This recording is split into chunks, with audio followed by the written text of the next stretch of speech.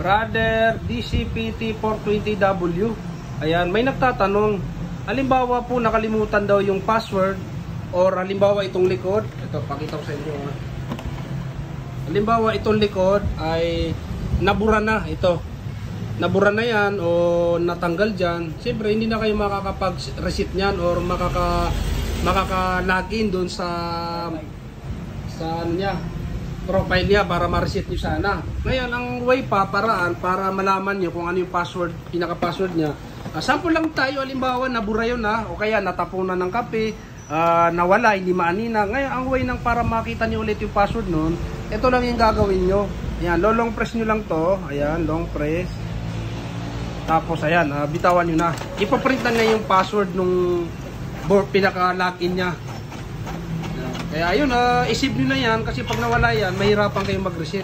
Halimbawa yun, pinakababa, ayun no, default password PWD, ayan siya. Ayun, ganun lang mga ka-DJR. Kaya yung kung nakatulong, huwag niyo kalimutan i-like, i-share yung video natin. Maraming salamat.